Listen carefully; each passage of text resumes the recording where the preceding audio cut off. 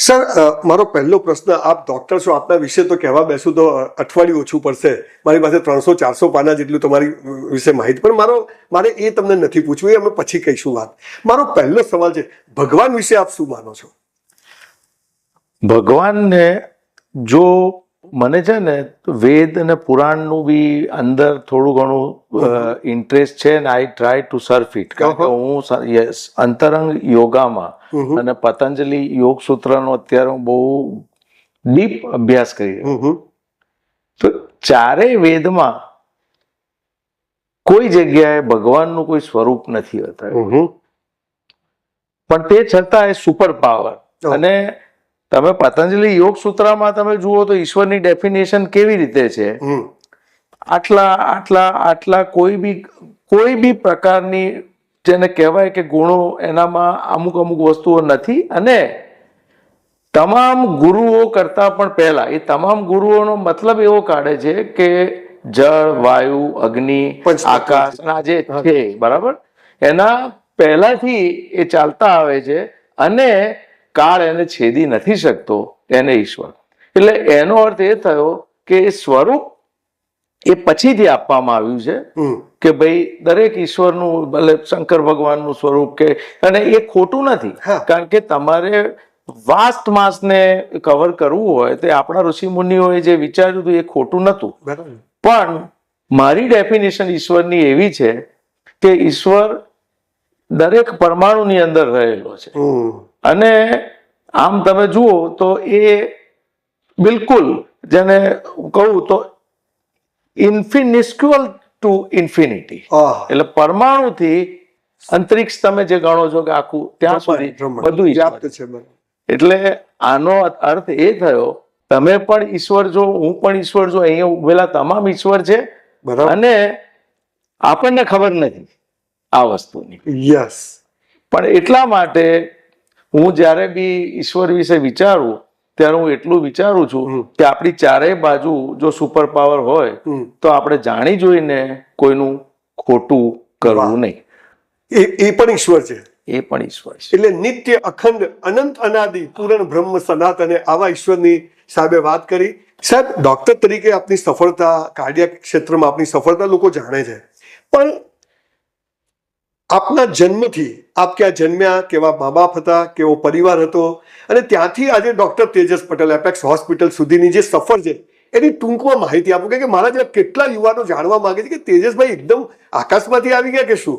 તો આપનું કે અમારા વિડીયોના અમારા શ્રોતાઓ બહુ સામાન્ય લોકો હોય છે, તો એ લોકોને આપના વિશે ખબર પડે કે આપ કેવા ઘરમાં જન્મીને આજે આ લેવલના ટોપના ડોક્ટર બની શક્યા છો. એ થોડી સફર વિશે વાત કરો. મારા જે રૂટ છે ને એ ચરોતરના, સોજિત્રા ગામ એ મારું નેટિવ પ્લેસ ગણાય. જન્મ અમદાવાદમાં, આણંદ પાસે સોજિત્રા, અને જન્મ અમદાવાદમાં થયો હતો.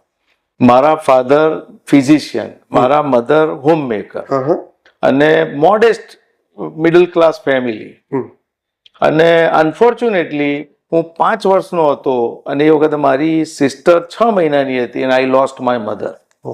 અને ત્યારબાદ હું મોસાળમાં મોટો થયો મારા નાના નાની અને મામાઓ સાથે. અને મારા ફાધરે ફરીથી મેરેજ એટલે ના કર્યું કે આ છોકરાને ભણાવો છે ને એક લેવલે લઈ જવો છે. એટલે મારા ભણવા ઉપર અને મારા અભ્યાસ અને એ જે આખો એરિયા હતો ને એ ઘડતર ઉપર એમણે ધ્યાન આપ્યું. અને જેને કહેવાય કે જીવન જીવવાનું કેવી રીતે અને કઈ રીતે કયા લોકો જોડે ડીલ કરવાનું એ હું મારા નાના અને મામાઓ સાથે રહીશ. એટલે મિક્સ આખી વસ્તુઓ છે. અને ખૂબ કડકાઈ વાળો સ્વભાવ હતો મારા ફાધરનો. અને નંબર 1 માંથી નંબર 2 રેન્ક આવે તો બી એ વખતે મને એમને કહેતા ડર લાગતો હતો. અને ચાલતું હતું, પણ એ એમનો ઇન્ટેન્શન બહુ ક્લિયર હતો કે આ છોકરો રખડી ના પડવો જોઈએ અને એવા લેવલે જવો જોઈએ કે એને કોઈની બીજી મદદની જરૂર ના પડે. અને એટલા માટે પણ હું એ વખતે હતો પહેલેથી ખાસો જે નોર્મલ છોકરાઓ એવો તોફાની આ તે બધું, પણ એમની હાજરીમાં હું ડાયો થતો હતો. મારા નાનાની નાની એ બધા મારા મોસાળમાં હું તોફાન કરતો હતો. કોઈ બી રમત બી રમતો મને જુએ તો બી એમને મારા ફાધરને ગમે નહીં કે અને એક વખત આવી રીતે ક્રિકેટ રમતો મને જોઈ ગયા. સાંજેથી સ્કૂલે આપણે આવીએ એટલે દફતર ફેંકીને નીચે બધા સોસાયટીમાં ભેગા થાય અને એ વખતે એમનું આવું થયું. નોર્મલી એમનો ક્લિનિકનો ટાઈમ હોય પણ વહેલા આવે. પહેલો જ સવાલ મને એવો કર્યો કે ભાઈ કેમ ક્રિકેટ રમે છે? પપ્પા બધાની સાથે કે જો ભાઈ ઇન્ડિયા એ આ વાત છે એ 1971-72 કે 73 એટલે એ વખતે મારી ઉંમર 1963માં મારો બર્થ હતો એટલે હું 10-11 વર્ષ કે તું સુનિલ ગાવસ્કર થવાનો છું કે તું ગેરી સોબર્સ થવાનો છું કે તું ડોન બ્રેડમેન થવાનો છું તો જો તો કે તું ક્રિકેટ રમ કારણ કે 11 જ પ્લેયરો હોય છે અને બાકી બધાનું ભવિષ્ય ધૂંધળું છે એટલે આ તું જે કરે છે બરાબર નથી. બરાબર. એટલે હું જરા અકળાવું આ તે પછી જતો રહું અને ગાડી આમ જાય એમની એટલે મારા નાના મને ધક્કો મારીને મોકલે કે એ તો જે કે આપણે રમવાનું તો ખરું તું જા. એટલે આ જે બેલેન્સિંગ થયું ને કે કોઈ જાતનો ડર નહીં રાખવા તે છતાંય આમન્યા જયારે જરૂર પડે ત્યારે રાખવાની એ ત્યાં આગળ મારું ડેવલપ થયું. અને પછી 10th સ્ટાન્ડર્ડમાં મારો એ વખતે ગુજરાત SSC બોર્ડમાં 6ઠ્ઠો નંબર આવ્યો. એટલે એ વખતે આ બધી બહુ મોટી વાત હતી કે 10 નંબરના ફોટા આવ્યા પેપરમાં. બરાબર. એટલે હું ખૂબ ખુશ થતો ગયો મારા ફાધર પાસે. અને અમારા 80 જણના 2 ક્લાસ હતા 40-40 ના AG હાઈસ્કૂલના એમાંથી 4 જણા બોર્ડમાં હતા. ઓહો. એટલે બહુ અને એ પહેલા એક જણ 1961માં આવેલો અને પછી આ સીધા 1978માં 15 વર્ષ 16 વર્ષ પછી. એટલે મેં કહું આજે તો પપ્પા ખબર થાબડશે. તો એ વખતે એમણે એવું કહ્યું કે ભાઈ કેમ આપણો પહેલો ના આવ્યો કે પહેલા નંબર વાળાને 2 શિંગડાની એક પૂંછડી વધારે તારા કરતા. એટલે મને બહુ ખરાબ લાગ્યું પણ મેં કહું ચલો કઈ નહીં. આવું જ 12મા ધોરણમાં અને પછી મેડિકલમાં હું MBBSમાં ફાઇનલ MBBSમાં ગુજરાત યુનિવર્સિટીમાં નંબર 1 સિવિલ VS બધામાં. મેં કહું આજે તો બહુ ખુશ થશે. અને 72.1 એ જમાનામાં એટલે બહુ હાઈ સ્કોરિંગ કહેવાય. 65% પહેલા પરફેક્ટ. પહેલો જ સવાલ કે 75% કેમ ના ક્રોસ કર્યા? મેં કહ્યું અમને શું પ્રોબ્લેમ શું છે? પછી મેં કઈ નહીં આમ કરતા હું MD થયો. પછી કાર્ડિયોલોજીમાં first time I confronted with the failure in final exam. કારણ કે 24 મહિનાની પછી એપિયર થવાનું હતું એને પેલા કોક રીતે નિયમો એવા હતા કે 17મા મહિને મને એપિયર કર્યો અને ફર્સ્ટ બેચ ગુજરાત યુનિવર્સિટીની એટલે 3 કેન્ડિડેટ ફેલ, 6 એક્ઝામિનર હતા. પછી ફરી વખતે હું 6 મહિના ઓલ ઇન્ડિયા ઇન્સ્ટિટ્યૂટમાં જઈને આવ્યો. પછી એ 20મા કે 21મા મહિને આપ્યું. 24 મહિના પૂરા નતા ક્લિયર કર્યું અને હું કાર્ડિયોલોજી પર. પણ એ જે ફેલ થયો ને એમાં હું એક વસ્તુ શીખી ગયો કે ભાઈ આપણે બી ફેલ થઈ શકીએ છીએ. વાહ, આપણે બી થઈ શકીએ છીએ, ફેલ થઈ શકાય. અને એ ભણવામાં ફેલ થવાય એવી રીતે કોઈ બી જગ્યાએ ફેલ થવાય. આ વસ્તુ મારા મગજમાં અંદર ઉતરી ગઈ. વાહ. અને આ મને બહુ કામ લાગ્યું. બિલકુલ સાહેબ. મને એમ થાય છે કે જે રીતે હું ફેલ થયો અને જે રીતે એક્ઝામિનરોએ કર્યો એ 6 એક્ઝામિનરના ફોટા લગાડો કે ભાઈ તમારા લીધે મને ફાયદો ઘણો થયો. ચાલો એ વાત ત્યાં પતી. પછી સિવિલ હોસ્પિટલમાં મને એમ થયું કે અહીંયા કાર્ડિયોલોજીની ટ્રેનિંગ કંઈ છે ને. એટલે મારા બોસ ડોક્ટર ઠાકોરભાઈ પટેલ હતા. એ ઓલ્ડ ટાઈમ બ્રિટિશ ટાઈમના ટ્રેન્ડ હતા અને એ પોતે ઇન્ટરવેન્શન નતા કરતા, એ ફિઝિશિયન હતા પણ કાર્ડિયોલોજીના હેડ હતા. એટલે મને કે તું એસિસ્ટન્ટ પ્રોફેસર તરીકે જોઈન કર. મેં કહ્યું કે એ જો હું કરું ને સાહેબ મારી ટ્રેનિંગ તો છે નહીં, મને let me gate my self trend properly અને પછી હું આવીશ. એટલે હું ગયો પણ બ્રિજ કેન્ડીમાં 15-20 દિવસમાં મને આઈડિયા આવી ગયો કે અહીંયા કંઈ છે નહીં. અને જસલોકમાં MD થયા પછી એ વખત પછી સાહેબે મને ફોન કર્યો ઠાકોરભાઈએ કે અહીંયા કે છે ને હવે આપણે એક પ્રોગ્રામ કરી રહ્યા છીએ અને આપણે આખો નવી કેથ લેબ ને બધું આખું કમ્પ્લીટ પ્લાનિંગ સાથે જઈએ છીએ. એટલે કમ અને ટ્રેનિંગ વગર હું ત્યાં જોઈન થયો. પછી મેં કહ્યું સાહેબ આપણે આ રીતે કરીશું તો આનો કોઈ મતલબ છે નહીં, તો કે તને શું લાગે છે? એટલે એ વખતે અમે લોકો એક પ્લાન કર્યો કે ઇન્ડિયાના જે ટોપ લોકો છે ને કાર્ડિયોલોજીસ્ટ ને એમને આપણે ઇન્વાઇટ કરો. હું અહીં કેસીસ ભેગા કરીશ સિવિલ હોસ્પિટલમાં, આપણે અહીંયા પ્રોગ્રામ ચાલુ હું શીખી જઈશ. એટલે એમના મગજમાં ઉતર્યું ને એ વખતના જે ચીફ મિનિસ્ટર હતા સ્વર્ગસ્થ ચિમનભાઈ પટેલ, એ સાહેબની સાથે બહુ સારી દોસ્તી હતી. એટલે એમણે કહ્યું કે આપણે ગુજરાત ગવર્મેન્ટના એ લોકોને ગેસ્ટ તરીકે બોલાવો. એટલે એવી રીતે સત્યવાન શર્મા આવ્યા, એમની સાથે અમે એન્જિયોગ્રાફી 40 કેસ મેં લાઇનઅપ કર્યા હતા, 3 કે 4 કર્યા, પછી કે તું કર, હું બેઠો છું, આવી રીતે કર્યું. અને પછી હાથ એમાં સેટ થયો. એન્જિયોપ્લાસ્ટી માટે સેમ્યુઅલ મેથ્યુ ને ડોક્ટર ગિરિનાથ સર્જરી માટે આવતા હતા, તો 7 એન્જિયોપ્લાસ્ટી 4 ને 3 કરી 2 મહિનાના એમાં, અને પછી ત્રીજી વખતે ના આવ્યા. એટલે 3 કેસ હતા, ઇન્ડિપેન્ડન્ટલી એક કરી નથી મેં.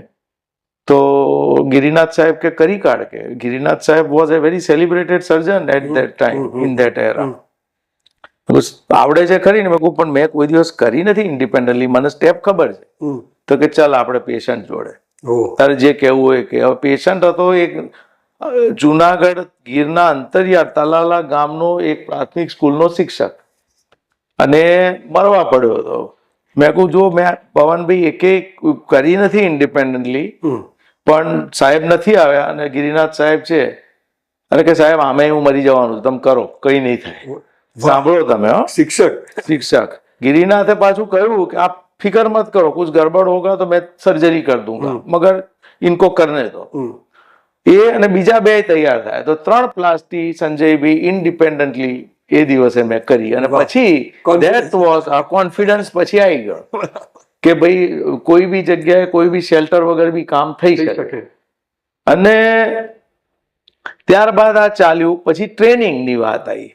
ટ્રેનિંગના પૈસા હતા નહીં મારી પાસે અમેરિકાના. ગિરિનાથે મને કહ્યું કે સાહેબે કે તારે નથી જવું અમેરિકા? મેં કહ્યું સાહેબ પૈસા જ નથી, કારણ કે એ વખત 9,000 પગાર હતો અને મારા ફાધર પાસે એવા પૈસા નતા. એટલે એમણે મને કહ્યું કે હું સ્પોન્સરશિપ તને હું લઈ આપું છું. એટલે એમનો જે ફ્રેન્ડ હતો ન્યૂ જર્સીમાં, એની પાસેથી લેટર મંગાવ્યો, અશોકન, જે ત્યાંનું best cardiac institute, one of the best at that point of time in US, Saint Joseph's પેટરસનમાં, અને 40 કાર્ડિયોલોજીસ્ટ, 5-6 કેથ લેબ, અને હું જોઈન થયો. એટલે મને કહ્યું પૈસા ટિકિટ ના નતા એ વખતે. હવે એ વખતે આ વાત છે 1992 બીજા જ વર્ષે. એ વખતે મેં 40 એન્જિયોપ્લાસ્ટી સિવિલમાં કરેલી. ઠાકોરભાઈ મારા સાહેબ બેઠા હતા, ને એ વખતે ડોક્ટર નરેન્દ્ર પટેલ કેન્સરના ડિરેક્ટર, અને એમની સાથે એક ડોનર આવ્યા જે કેન્સરમાં ડોનેટ કરતા હતા, પ્રશાંતભાઈ કિનારીવાલા, બહુ મોટા ડોનર. એટલે સાહેબે કહ્યું કે આ છોકરાને ટ્રેનિંગની જરૂર છે નરેન્દ્રભાઈ, અને એની પાસે પૈસા છે નહીં. પ્રશાંતભાઈ બીજા 50,000 ચેક લખીને લાયા against the training of doctor Tejas Patel. હવે ત્યાં રહેવા ખાવાનું શું? તો એ મારા ફાધર જે ઘરમાં રહેતા હતા એ એમના પેરેન્ટ્સ જેવા થઈ ગયા હતા. એમના બધા દીકરાઓ એટલે પપ્પાના બ્રધર્સ જેવા. હવે એમનું ઘર છે ને ન્યૂ જર્સીમાં, આ હોસ્પિટલથી 20 મિનિટ, મેળ પડી ગયો. અને પછી મારી આ જર્ની ચાલુ થઈ. ત્યાં હું 4 મહિના રહ્યો અને શીખ્યો. અને એમાં પણ પહેલે જ દિવસે ડોક્ટર અશોકનને હું મળ્યો તો કે હવે હું રિટાયર થવાનો છું, અહીંયા 40 જણા છે, એમાંથી આ એક વ્યક્તિ એવી છે કે જે વર્લ્ડ ક્લાસ ઓપરેટર છે, પણ કે બહુ વિચિત્ર માણસ છે. સિસિલિયન ઓરિજિનનો Italian American person, Roger Colletti, high volume, અને એ વખતે વેરી સેલિબ્રેટેડ ઓપરેટર, અને બહુ કાઉબોય ટાઈપ. કે હું તને ઓળખાણ કરાવીશ, પછી કે તારું એની જોડે કેવી રીતે રેપો થાય છે એ પ્રમાણે છે. હજુ મુસીબતનો અંત ત્યાં નથી આવતો. આ વાત આગળ ચાલી. એટલે રોજરની ઓળખાણ કરાઈ કે ભાઈ હી ઇઝ અવર ગેસ્ટ, અને બહુ જ ઇકોનોમિકલી ચેલેન્જ એના પેશન્ટ છે એની હોસ્પિટલના, ને he wants to do something for that place and his country which is my country also. તો કે ઓકે, મંડે ઓનવર્ડ મોકલી દો. આ વાત શુક્રવારે સવારની. સોમવાર સવારે 8 વાગે હું લેબોરેટરીમાં એની કેથ લેબમાં મારા અંકલ મને મૂકી ગયા. આખો દિવસ એમને સવાલો પૂછપૂછ કરું, એકેનો જવાબ ના. Just look what I do, don't ask me anything. અને સવારથી રાત સુધી કામ કર્યા કરે. પહેલો દિવસ સોમ, મંગળ, બુધ. બીજું કોઈ બી હોત ને તો મોટા ભાગના માણસો ભાગી ગયા. ફ્રસ્ટ્રેટિંગ, એબ્સોલ્યુટલી. પણ મેં કહું આપણે 4 મહિના અહીંયા જ રહેવાનું છે, તો આમાં જ આપણે સુખ સમજો, કઈ પ્રોબ્લેમ નથી. શુક્રવારે સાંજે એને મને કહ્યું કે મારી ઓફિસમાં આવે કે it seems that you are genuinely interested in this particular subject, and now next week onwards I am going to open up with you. અને મારા પાર્ટનર જે છે, જે ડોક્ટર બ્રુસ, એના સિવાય મેં કોઈને શીખવાડ્યું નથી. હવે you are going to B the next. અને that is how he taught me everything. એક વીકની પરીક્ષામાં પાસ થયા તમે ધીરજ રાખી. 12 કલાક સુધી કશું જ કર્યા વગર કઈ નહીં, ચૂપચાપ ઉભા રહેવાનું. વાહ. અને બહુ તો ભૂખ લાગે તો બહાર પાણી હોય કાં તો ઓલું બેગલ પડ્યું હોય એ ખાઈ આવવાનું, બીજું બાકી એથી કઈ વિશેષ કઈ નહીં. પછી બધી ટ્રેનિંગ પતી ગઈ એટલે આગલા દિવસે મને એક જ વસ્તુની બીક હતી કે ત્યાં જઈને મારે શું કરવાનું, ત્યાં જઈને મંજીરા વગાડવાના કે આ સાધનો લાવીશ ક્યાંથી હું. ઓહ, હવે સાહેબને કહીશ કે તમે સાહેબ ચીફ મિનિસ્ટરને રિક્વેસ્ટ કરો કઈ ફંડ આપે, પણ એ વખતે બહુ અઘરું હતું. હવે જો આ ઈશ્વર જેને કહેવાય ને સુપર પાવર, એની મદદ તમે જુઓ કે આગલા દિવસે ડોક્ટર રોજર કોલેટી મને કે Tejas I want to take you for lunch, ઓહો, અને પછી then I want to take you to my private office જ્યાં એ કન્સલ્ટિંગ કરતો હતો પર્સનલ. અઠવાડિયામાં 1 કે 3 દિવસ, અને I have sum surprise for you. એટલે જમ્યા તે જમતા હતા ત્યારે બી પાછો એક સવાલ કે મેં તને ટ્રેનિંગ આપી છે એ ટ્રેનિંગ વેસ્ટ ના થવી જોઈએ. વાહ. પછી કે I have question for you. Question, આ બધું મને એટલું બધું ડીપ રૂટેડ થઈ ગયું છે કારણ કે આ ભૂલી ના શકાય. આ બહુ કોર વાત, મહત્વની વાત. એણે સવાલ એવો કર્યો કે માની લે કે તારા ફાધર કે મધર છે, હા, અને એની એન્જિયોપ્લાસ્ટી તારે કરવાની છે, હા, તો whom will you choose? If you phone me, I am one phone call away and 24 hours I will be there and I will keep my promise. Oh. Or else, if I am not there, whom will you trust? Because, sir, I myself will do. Otherwise, there is no point in getting trained by you. એટલે મને ભેટ્યો અને આઈ મેન્ટ it. કે ભાઈ શીખીને શું છે યાર, શીખી તો કરવું. અને હું જો મારા મા બાપ પર કે મારી ધર્મપત્ની ઉપર પ્રોસિજર કરવા માટે જો ઇમોશનલી તૈયાર ના હોઉં તો દરેક જણ કોકના માં હોય છે ને કોકના બાપ હોય છે ને કોકની બહેન હોય છે, કોકના બિલકુલ ધર્મપત્ની, તો દેન આઈ એમ નોટ ફિટ. યસ. 80% ડોક્ટરો નથી કરી શકતા, 80 નહીં વધારે 95%. બરાબર, બરાબર. પણ એ મગજમાં મારા બેસી ગયું હતું કે આપણે જ કરવાનું, અને એને એ જ જવાબની અપેક્ષા હતી. એટલે મને એની ઓફિસે લઈ ગયો કે જો તેજસ 1 2 3 4 4 બોક્સ હતા. એ વખત તો સ્ટેન્ડ પણ નતા, બલૂન અને બલૂન એટલે ગાઈડ કેથેટર, ગાઈડ વાયર અને બલૂન બી એ વખતે ઇન્ડિયામાં 40,000 નું એક બલૂન મળે. ગાઈડ કેથેટર, ગાઈડ વાયર બધું 70-80 નો એક સેટ થાય. બરાબર. એણે 100 સેટ રાખ્યા હતા. કંપનીને કહ્યું કે ડોનેટ કરો કે મારા છોકરાને આપવાના છે. ક્યાં વાત છે. એટલે પછી મેં મારા બોસને ફોન કર્યો અહીંયા ઇન્ડિયા. મેં કહું આ છે પણ આ જમેલો લઈને આવું કસ્ટમમાં મને હેરાન કરે. તો કે આટલું તે કર્યું છે ને તો આ કામ હું ગવર્મેન્ટમાંથી કઢાવી લઈશ. અને that is how this program started. અત્યારનું જે યુએન મહેતા મળ્યું છે ને એના મૂળમાં આ બધા લોકોની મદદ છે. ઓહો, કેટલી આખી ચેઇન છે. અને પછી તમે બધું, એટલે આમાં હવે હું એમ માનું કે આ બધું મેં કર્યું છે કે એ છે જ નહીં. there is somebody who is instrumental to get this particular things done by me. That is all. તમે એના નિમિત્ત છું.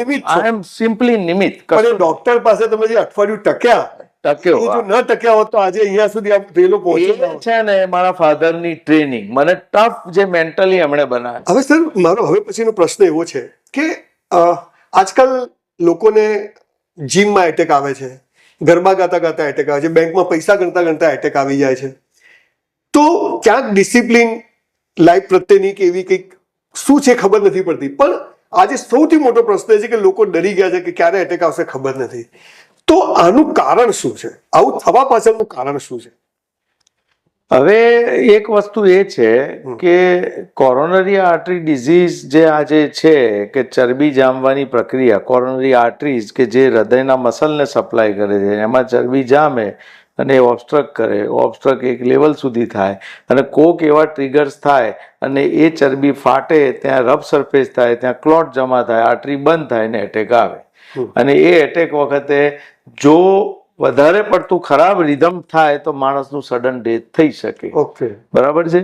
એટલે આખી જે નેચરલ હિસ્ટ્રી હું જે ઇન્ડિયામાં જોઈ રહ્યો છું ને મારા જે યુરોપના, અમેરિકાના ફ્રેન્ડ્સને, જાપાનના ફ્રેન્ડ્સને હું પૂછું છું, ઇન્ટરનેશનલ કાર્ડિયોલોજીસ્ટને, તો એ લોકોને બી ત્યાં બી આ જ પેટર્ન છે કે જ્યારે હું MBBS કરતો હતો ને ત્યારે નોર્મલી 60 વર્ષની અંદરના કોઈને એટેક આવે ને તો નવાઈ લાગતી હતી કે ઓહો અમને 58 વર્ષે આવ્યો કે 57 વર્ષે આવ્યો.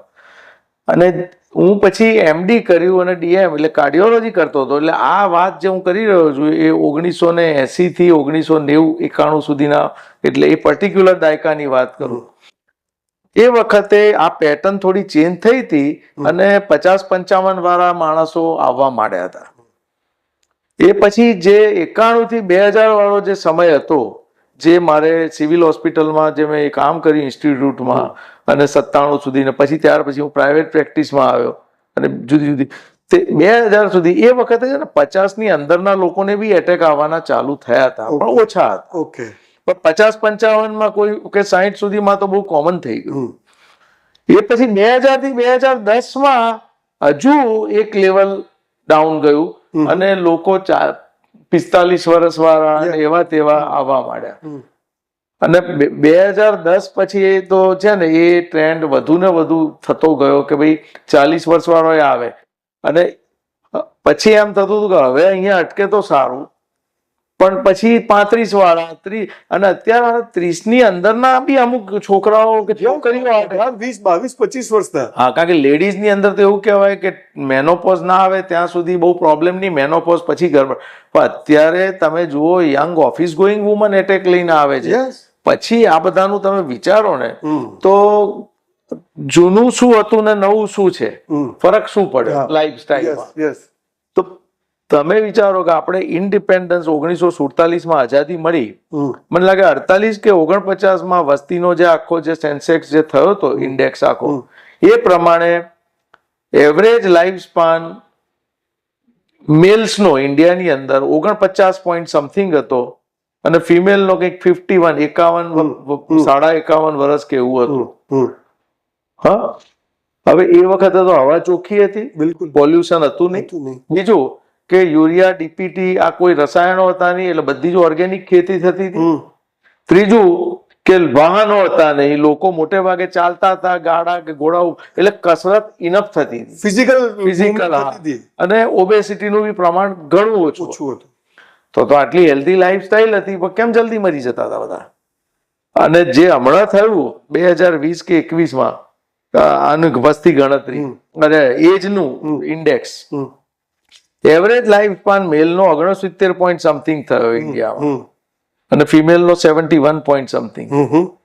અને અત્યારે નથી હવા ચોખ્ખી, નથી પાણી ચોખ્ખું, નથી ઓર્ગેનિક કશું નથી. ટ્રાન્સફેટ અને સિમ્પલ કાર્બ જે હૃદયને સૌથી નુકસાન કરે એવું લોકો ખૂબ ખાઈ રહ્યા છે. એરેટેડ ડ્રિંક્સ, સ્મોકિંગ, ડ્રગ્સ, આ તે વોટેવર.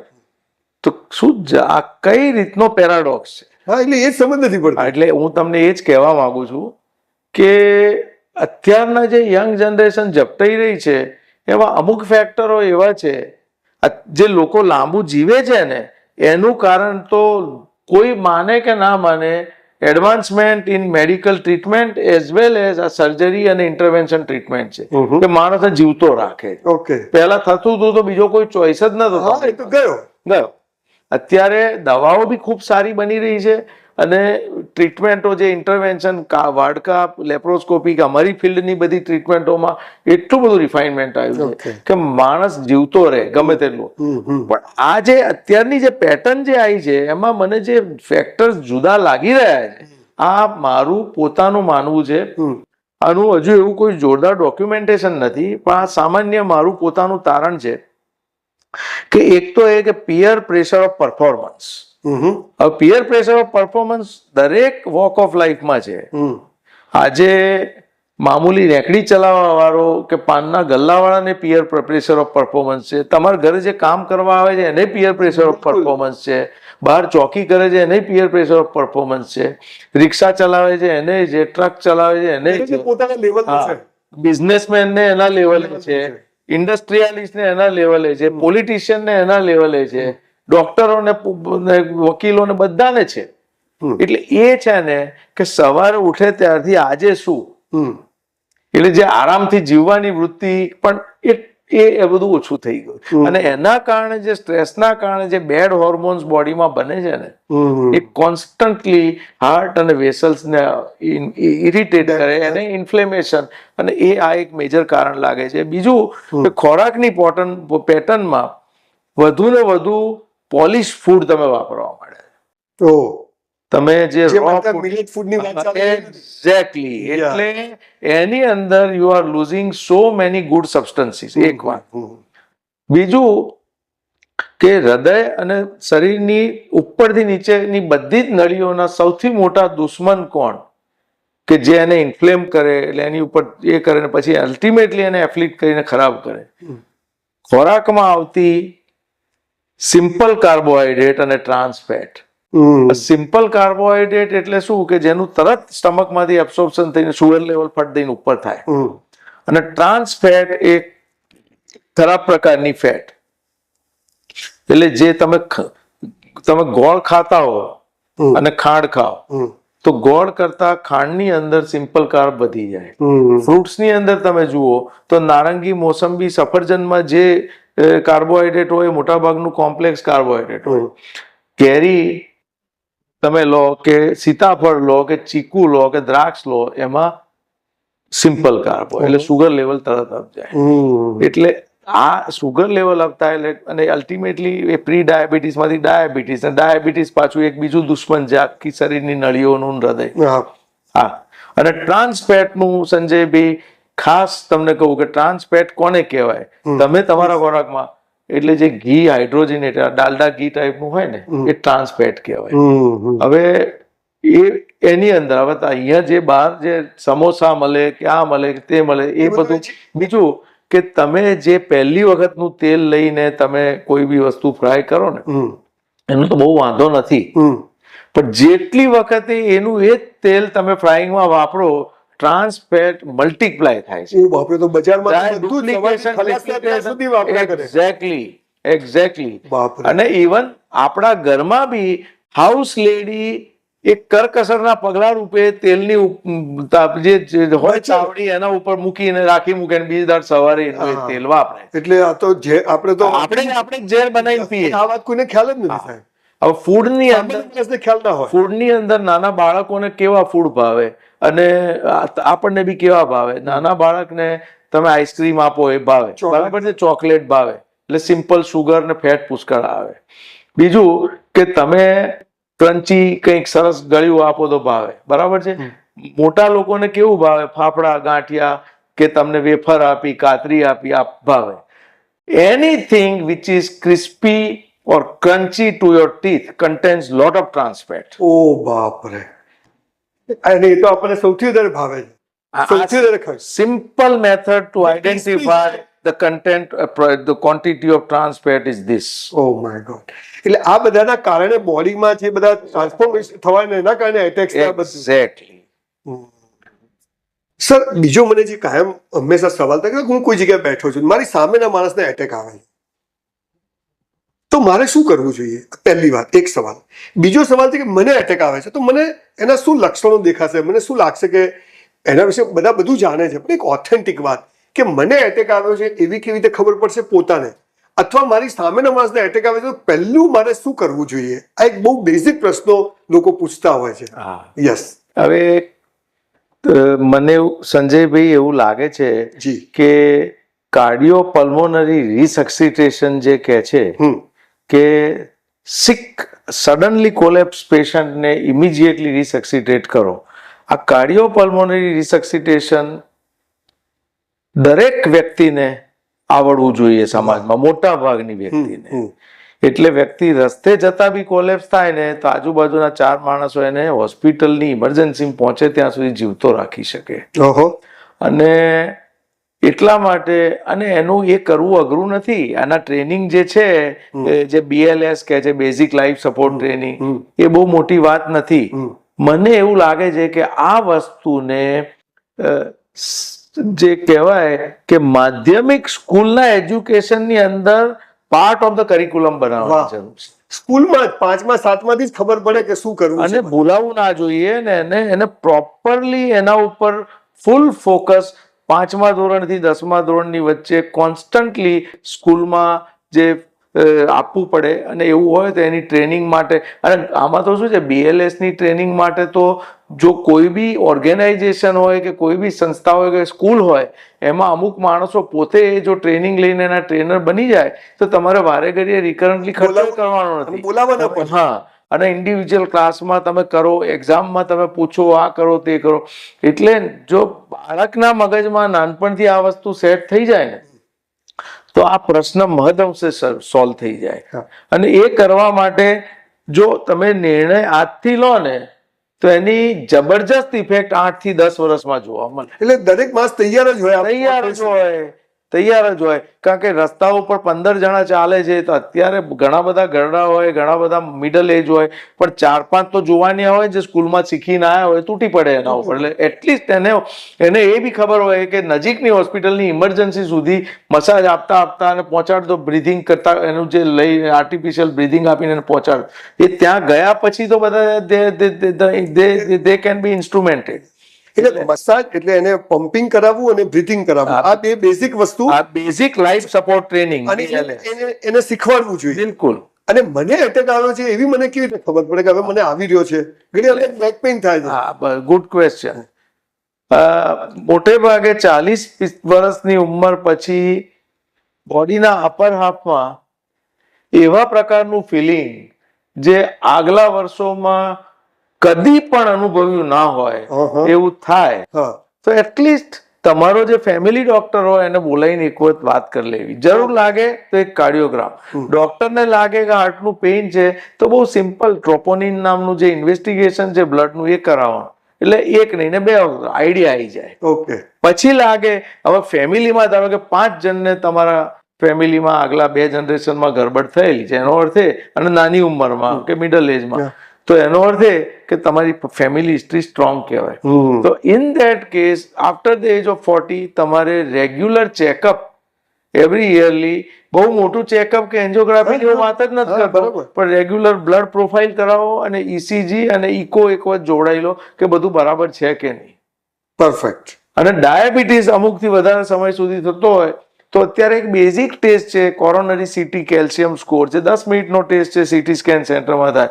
એમાં કેલ્શિયમ સ્કોર વધારે આવે તો પછી તમારે કાર્ડિયોલોજિસ્ટનો સંપર્ક કરવાનો. ઘણા લોકો એવું સમજે છે કે આ કેલ્શિયમ સ્કોર વધારે આવે, સાહેબ અમે આ કેલ્શિયમની ટીકડી ખાઈએ છીએ એટલે આવે છે. આ બહુ કોમન સવાલ છે. એકચ્યુઅલી એવું છે કે જે ચરબી, જે ફેટ જામેલી હોય છે તમારી આર્ટરીની અંદર, એ ઘણા લાંબા સમયથી જામેલી હોય, એ સોલિડિફાય થાય, એ ફાઇબ્રોસિસ થાય, અને વધુ સોલિડિફાય થઈને કેલ્સિફિકેશન થાય. હવે એ કેલ્શિયમ જો નળીની આજુબાજુના ઉપરના એરિયામાં રહેલું હોય અને અંદર પ્રોટ્રુડ લ્યુમેનમાં ના થતું હોય, ઓબ્સ્ટ્રક્ટ ના કરતું હોય, તો એ એન્જિયોગ્રાફીમાં દેખાઈ જાય. એમાં કશું કરવાનું ના હોય, દવાઓ લેવી પડે. પણ એ ઓબ્સ્ટ્રક્ટ કરતું હોય અને બ્લોક નીકળે તો પછી એની ટ્રીટમેન્ટ કરાય. અને એક બેઝિક ટેબ્લેટ, ઘણા કંઈક સોર્બિટ્રેટ જોડે રાખી આદત. સોર્બિટ્રેટનો કોઈ મોર્ટાલિટી બેનિફિટ નથી, એ ખાલી સિમ્પટમ રિલીફ કરે છે. મોર્ટાલિટી બેનિફિટ ખિસ્સામાં ડિસ્પ્રિન હોવી જોઈએ, સોલ્યુબલ ડિસ્પ્રિન, કે અહીંયા સેન્ટ્રલ પાર્ટમાં એટલું ખરાબ પેઇન થયું કે પ્રિકોર્ડિયમ પર એવું ખરાબ પેઇન થયું, અને લિવાઇન સાઇન કે આમ પકડીને ઉભો રહ્યો માણસ, તો એ હૃદયનું હોવાની શક્યતા ઘણી વધારે. પાણીના અડધા ગ્લાસ પાણીમાં ગ્લાસમાં એક ડિસ્પ્રિન નાખી અને ઓગળવા દેવાની, પી જાઓ તો બ્લડનું થિનિંગ જે ફાસ્ટ થાય તો તમારા એક ક્લોટ કમ્પ્લીટ થઈને મૃત્યુ થવાના ચાન્સ ઘટી શકે. એટલે વોલેટની અંદર ડિસ્પ્રિન રાખવી, પ્લેન ડિસ્પ્રિન સોલ્યુબલ, કોટેડ નહીં. ઇકોસ્પ્રિન પ્લેન સોલ્યુબલ ડિસ્પ્રિન. હવે સર 3 શબ્દો, ફેટ, કાર્બ્સ અને પ્રોટીન. આપણે વેજીટેરિયન લોકો હોય તો આપણા ખોરાકમાં જનરલી આ બધી વસ્તુઓની ડેફિશિયન્સી હોય છે. યુથ લોકો અત્યારે પ્રોટીન લેતા હોય છે. તો એક બહુ મોટી ગેરસમજ છે કે આપણે વેજીટેરિયનને પ્રોટીન નથી મળતું. પ્રોટીન ક્યાંથી મળી શકે? અને આ બધી ચીજોમાં ખોરાકમાં શું ધ્યાન રાખવું? બિલકુલ એક સામાન્ય, તમને હસવું આવશે, મને આપને પૂછાય કે નહીં, પણ એક સામાન્ય માણસનો પ્રશ્ન છે કે મિડલ ક્લાસ ફેમિલી આ બધાની ડેફિશિયન્સી, આપણે નહીં, B12ની કમી છે, Cની કમી, હવે કંઈ તડકે તો ઊંઘતા જ નથી, તો જાત જાતના બધા, તો શું વિટામિન્સ લેવા જોઈએ, કઈ એજ પર લેવા જોઈએ, આ બધા વિશે થોડીક વાત કરો સાહેબ, ઓથેન્ટિક એકદમ, આપ જે જાણો છો તે. આ સવાલ બહુ રિલેવન્ટ છે અત્યારના સમય માટે. ફેટ, કાર્બોહાઈડ્રેટ અને પ્રોટીન ફેટનું મેં કહ્યું પ્રમાણે સેચ્યુરેટેડ ફેટ હોય, અનસેચ્યુરેટેડ ફેટ હોય અને ટ્રાન્સ ફેટ હોય. અનસેચ્યુરેટેડ ફેટ સારામાં સારી ફેટ ગણાય. એમાં omega-3 ખૂબ સારી, omega-6 એક લિમિટેડ અમાઉન્ટમાં સારી. સેચ્યુરેટેડ ફેટ અમુક હદ સુધી જોઈએ અને ટ્રાન્સ ફેટ બને એટલી અવોઇડ કરો. આ સિમ્પલ નિયમ છે અને એના અલગ અલગ ખોરાક હોય. કાર્બોહાઈડ્રેટમાં સિમ્પલ કાર્બોહાઈડ્રેટ ને કોમ્પ્લેક્સ કાર્બોહાઈડ્રેટ. કોમ્પ્લેક્સ કાર્બોહાઈડ્રેટ એને કહેવાય કે જેનું એબ્સોર્પ્શન થવામાં બહુ ટાઈમ લાગે એટલે બ્લડ લેવલ ગ્રેજ્યુઅલી વધે. સિમ્પલ કાર્બોહાઈડ્રેટમાં એનું સિમ્પલ ભાષામાં કહીએ કે તરત એબ્સોર્પ્શન થાય ઉપર આવે. એટલે ગ્લાયસેમિક ઇન્ડેક્સ કોની વધારે છે કોની ઓછી છે. વધુ ગ્લાયસેમિક ઇન્ડેક્સ વાળા પદાર્થો વ્યક્તિઓએ એવોઇડ કરવા. કેવા પદાર્થો? કે ભાઈ આપણે ડાયાબિટીસ છે તો કયા ફ્રૂટ ખવાય ને કયા ના ખવાય. આપણે ડાયાબિટીસની જ વાત લાવીએ એટલે આમાં પ્રોબ્લેમ તમારા બધા સવાલના જવાબ આવી. પરફેક્ટ છે. અને ઘણા કે ફ્રૂટ ખવાય જ નહીં, ઘણા કે ના ના ના આ તો કે નેચરલ કહેવાય, આ સુગર તો લેવાય, તમે ખાંડ ના ખાઓ. પણ ફ્રૂટમાં પણ તમે જુઓ તો અમુક ફ્રૂટ એવા છે કે તમે વ્યવસ્થિત ખાવા હોય તો ખાઈ શકો. ધારો કે પેર છે, નાશપતી છે, પછી તમારું પપૈયું છે, સફરજન છે, નારંગી છે, મોસંબી છે. આ બધાની ગ્લાયસેમિક ઇન્ડેક્સ ઓછી. ઓકે. એમાં એબ્સોર્બ થવામાં વાર લાગે એટલે સુગર એકદમ ગમે તેવા ફ્લક્ચ્યુએશન ના થાય. લેવાય એટલે મોટું ભરીને ના લેવાય, આખો વાટકો પ્રોપર લેવાય ક્વોન્ટિટીમાં. અમુક ફ્રૂટ એવા છે કે જે ડાયાબિટીસ વાળાએ બને ત્યાં સુધી અવોઇડ કરવા જોઈએ, પણ કંઈક ખાવાનું મન થાય ને તો એની ક્વોન્ટિટી બિલકુલ રિસ્ટ્રિક્ટ રાખીને ખાવી જોઈએ. એમાં જે ફળોનો રાજા કેરી, અને હું માનતો નથી દુનિયામાં આપણા ભારત દેશમાં એકે વ્યક્તિ એવું જેને કેરી ભાવતી ના હોય. અમે તો અહીંયા બહુ જોઈએ છે કે કેરીની સિઝન પતીને એ પછી બધાના HbA1c જે 3 મહિનાનો કંટ્રોલ હેવાયર હોય. બધા અમારા પેશન્ટોમાં ઘણા બધા. એવી રીતે મુસ્લિમ પેશન્ટોમાં રમજાન પત્યો એટલે હેવાય, આખો દિવસ કશું ખાય નહીં અને રાત્રે 2 ફાર્મ ખાવા અને એમાં ઘણી વસ્તુઓ રાતે. એટલે આ બધા ઇશ્યુઝ છે. અને એટલે કેરી છે, પછી સીતાફળ છે, ચીકુ છે, દ્રાક્ષ છે અને હવે હું સિમ્પલ ઉદાહરણ આપું. તમારા ઘરમાં 1 ડઝન કેળા તમે લાયા છો. હવે તમારા ઘરમાં એ કેળા તમે કોઈ દિવસે બહાર ફેંકી દો છો? ધારો કે 1 દિવસમાં ના પત્યું, 2 દિવસમાં ના પત્યું, 3 દિવસમાં ના પત્યું, કાળી ટપકીઓ થતી જાય, પછી સાવ ખરાબ થાય તો જ ફેંકો છો. તો એ કેળાના ટેસ્ટમાં તમે લાયા ત્યારે એકદમ અડધું કાચું અડધું પાકું કેળું હતું અને પછી એ 4 દાડા કે 5 દાડામાં એકદમ રાઈપ થયું. તો એ ટેસ્ટ સંજયભાઈ તમે ખાઓ તેમાં શું ફરક લાગે છે? એકદમ મીઠું, થોડુંક ખટાશ પણ. એ શરૂઆત. પછી ધીરે ધીરે ધીરે ધીરે મીઠાશ વધતી જાય અને પછી એક્સ્ટ્રીમ લેવલ પર. એટલે જે એક્સ્ટ્રીમ લેવલ પર મીઠાશ ગઈ ને એટલે એ જે કેળું જે કાચું હોય ને ત્યારે એની ગ્લાયસેમિક ઇન્ડેક્સ 50 થી ઓછી 40 ની આજુબાજુ હોય. 50 થી ઓછી હોય સારી કહેવાય, 60 થી વધારે હોય બહુ ખરાબ કહેવાય. પછી જેમ જેમ વધતું જાય એમ વધતી જાય અને પછી એકદમ પાકું કેળું હોય એની 75 તમે ખાંડ જ ખાવ છો, એકલી ખાંડ જ. જ્યારે જે એકદમ કાચું પાકું હોય ને સ્લાઇટ ટેસ્ટ બેકગ્રાઉન્ડમાં આવે એમાં વેરી હેલ્ધી, કારણ કે એમાં ફાઈબર કન્ટેન્ટ જે પ્રીબાયોટિક કે છે એ બી ખૂબ આવે છે અને એનું જે સુગર છે એ બી કોમ્પ્લેક્સ કાર્બ છે. એટલે ઘરમાં હાઉસ લેડીએ એક વસ્તુની આદત રાખવી. વસ્તુ ક્યાં તો તમારા ઘરમાં કામ કરતા હોય એને બગડે પહેલા ખવડાવી દો, કાં તો પાકી થાય તો એમને એને ડસ્ટબિનમાં ફેંકી દો. તમે કન્ઝ્યુમ ના કરો કે તમે ઝેર કન્ઝ્યુમ કરો છો. કોઈ બી ફ્રૂટ જે લેવલ સુધી વધુ ને વધુ રાઈટ થતું જાય ને એમ તમે એની અંદર સિમ્પલ સુગર વધતી જાય. આ બહુ છે અને ફાઈબર ઘટતા જાય. ઓકે. ફાઈબર આપણે ફ્રૂટ ખાઈએ છીએ. એક્ઝેક્ટલી. એટલે આ વસ્તુનું એક ધ્યાન રાખવાનું. અને વાત રહી પ્રોટીન. આપણે વેજીટેરિયન લોકોના ફૂડમાં નથી હોતું એટલે પ્રોટીનના 2 પ્રકાર છે, ફર્સ્ટ ક્લાસ પ્રોટીન અને સેકન્ડ ક્લાસ પ્રોટીન. પ્રોટીન જે બને છે એનો મોલેક્યુલ બધા મલ્ટિપલ અમાઇનો એસિડ્સ હોય એમાં. અલ્ટિમેટલી એના સ્ટ્રક્ચરમાં તમે જાઓ તો એમાં એસેન્શિયલ અમાઇનો એસિડ્સ હોય અને નોન એસેન્શિયલ. એટલે ફર્સ્ટ ક્લાસ પ્રોટીન એને કહેવાય કે જેમાં બધા જ એસેન્શિયલ અમાઇનો એસિડ્સ હોય અને સેકન્ડ ક્લાસ પ્રોટીનમાં અમાઇનો એસિડ્સ હોય પણ એમાં અમુક એમાઇનો એસિડ્સ, એસેન્શિયલ એમાઇનો એસિડ્સ એ ડેફિશિયન્ટ હોય. તો ફર્સ્ટ ક્લાસ પ્રોટીન શેમાં હોય અને સેકન્ડ ક્લાસ પ્રોટીન શેમાં હોય? પર્ટિક્યુલર વેજીટેરિયન લોકો માટે વેજીટેરિયન ફૂડની અંદર ફર્સ્ટ ક્લાસ પ્રોટીન દૂધની અંદર આવે અને દૂધની પ્રોડક્ટમાં આવે. અને હવે આપણે એગ્સને જો વેજીટેરિયનમાં ગણો તો એગ વ્હાઇટમાં આવે. હવે તમારે જે અમેરિકન કે યુરોપિયન સ્ટાન્ડર્ડ પ્રમાણે જાઓ તો 1.5 to 2 grams per kg body weight per day એટલું લેવું પડે. એટલે હું 75 છું. હા, એટલે તમારે 150 ગ્રામ ક્યાંથી લાવો પ્રોટીન? હા, એટલે હું બી નથી માનતો સાઉથ એશિયન ના કિડની આટલા બધા પ્રોટીન સહન ના કરી શકે, અને એમાં ફર્સ્ટ ક્લાસ પ્રોટીન ના હોય એ બી ઠીક નહીં. અને દૂધ તમે એટલું બધું પીવા જાઓ તો એની જોડે કેટલી કાર્બોહાઈડ્રેટ ને કેટલી ફેટ તમે કન્ઝ્યુમ કરો છો. દૂધની પ્રોડક્ટમાં એક પનીર એવી વસ્તુ છે કે જેમાં કોન્સન્ટ્રેટેડ ફર્સ્ટ ક્લાસ પ્રોટીન આવે.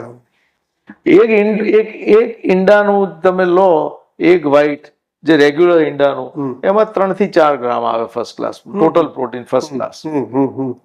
એટલે આ બધા ઇશ્યુઝ છે. સેકન્ડ ક્લાસ પ્રોટીન જે છે એ બધા જ કઠોળમાં આવે. ઓકે, બધા જ કઠોળો. એટલે સાદું ખાવું કે ફણગાયેલા ખાવા જોઈએ? એ પછી આવું છું. ફણગાયેલા અને સાદામાં ફરક એ છે કે જો ફણગાયેલા ખાવાની ટેવ પાડો તો વધારે સારું, તો આ B12 ની ગોળીઓ લેવી નહીં પડે તમારે. ઓ, એટલે B12 માટે ફણગાયેલા સ્પ્રાઉટ તમારે લેવા. ઓકે, ફાઇન, જવાબ મળી ગયો. બરાબર છે. હવે કરવું શું જોઈએ? અને અત્યારે એક કોન્ટ્રોવર્સી જે ચાલે છે કે પ્રોટીન પાવડરમાં આમ થાય તેમ થાય ને, અને ICMR પાછો કંઈક વચ્ચે એક ડાયરેક્ટિવ આપ્યો હતો અને બહુ ધમાલો. હવે હું પોતે રોજ 1 થી 1.5 કલાક મારા જે મેડિટેશનનું શેડ્યુલ છે એ ઉપરાંત 1 થી 1.5 કલાક રેગ્યુલર એક્સરસાઇઝ કરું છું. એમાં 3 દિવસ પ્રોપર વેઇટ ટ્રેનિંગ કરું છું અને બાકીના 3 થી 4 દિવસ વ્યવસ્થિત દોડું છું ટ્રેડમિલ પર, એટલે કાર્ડિયો કરું છું. અમેરિકન સ્ટાન્ડર્ડ પ્રમાણે જે મારા લેવલનું જે એક્સરસાઇઝ કરતો હોય એને, મારું વજન અત્યારે 71-72 કિલોની આજુબાજુ રહેતું હોય તો મારે 140 થી 145 ગ્રામ લેવું પડે, પણ એ ના લઈ શકાય. કારણ કે South Asian kidneys cannot withstand that much. આપણે ત્યાં કિડનીના ઇસ્યુ, કારણ ડાયાબિટીસ ને બધું છે ને, આપણી પોપ્યુલેશનમાં હવે 30, 35, 40 વર્ષે ઘર ગાલી ગયું છે મોટા ભાગના. અને ડાયાબિટીસ જેવો ચાલુ થયો એટલે સમજી લેવાનું થોડી પ્રેશર કિડની ઉપર ચાલુ થઈ ગયું તમારું. એટલે હું એવું માનું છું કે આમાં મોડરેશન કરવું જોઈએ. ફર્સ્ટ ક્લાસ પ્રોટીન માટે સારો ક્વોલિટી ટેસ્ટેડ, જેને કહેવાય બ્રાન્ડિંગ વાળો પ્રોટીન પાવડર ક્વોન્ટિટી સ્મોલ રાખીને લો, 1 સ્કૂપ કે 20 કે 25 ગ્રામ, તો બિલકુલ ખોટું નથી જો પ્રોપર એક્સરસાઇઝ કરતા હો.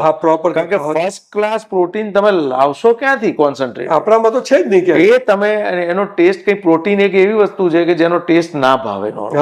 એટલે એ ટેસ્ટ માટે તમે અંદર નાના મોટા નટ્સ નાખો, આ તે ફ્રૂટ નાખો, જે કરવું એ કરો, અને દૂધ કે પાણીમાં હલાવીને કે સ્મૂધી બનાવીને ખાઈ લો તો તમે એ કરી શકો.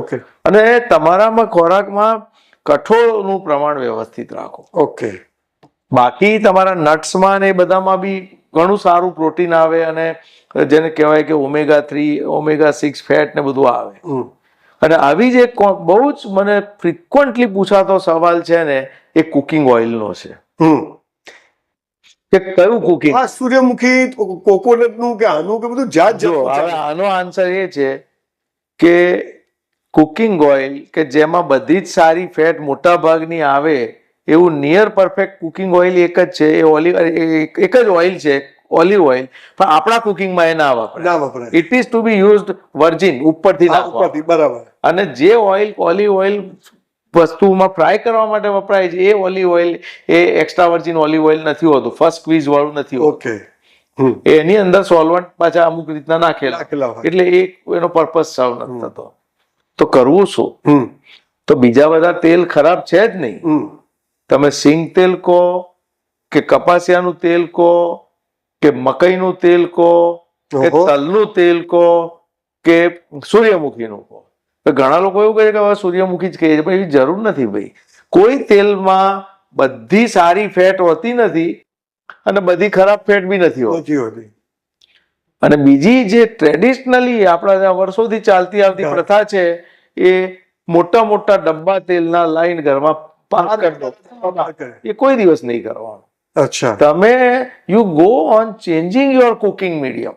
નાના નાના ડબ્બા ઘરમાં લાવો, 2 મહિનામાં ખલાસ થઈ જાય એવા, કે જે બી કન્ઝમ્પશન હોય ફ્રેશ મળે એટલે ના, એકની અંદર અમુક ખરાબ ફેટ હોય તો બીજામાં એલિમિનેટ થાય અને સારી ફેટ બદલાતી રહે, ખરાબ ફેટ બદલાતી રહે. Ultimately at the end of the year almost balance out થઈ શકે. પેલું એક છ ડબ્બા જે પછી આવવાનું તો આવી એક્ઝેક્ટલી. અને એક જ એવું નહીં કરવાનું. ઓકે. એટલે જુદા જુદા ઓઇલનો જો ટેસ્ટ કેળવી શકો તો સારી જ વાત છે.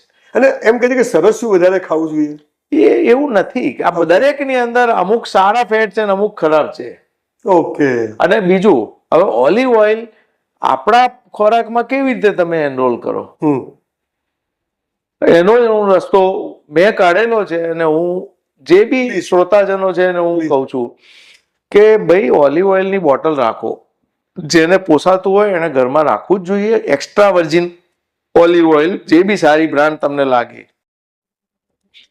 મોટાભાગના લોકો જે છે એ ખોરાકમાં બ્રેડ લેતા હોય છે, બરાબર છે, મોર્નિંગ બ્રેકફાસ્ટમાં. બીજું કે ગુજરાતીઓના ઘરમાં ઢોકળા કે પાતરા કે આંઢવો આ તો થતું જ હોય બિલકુલ અમુક ટાઈમે.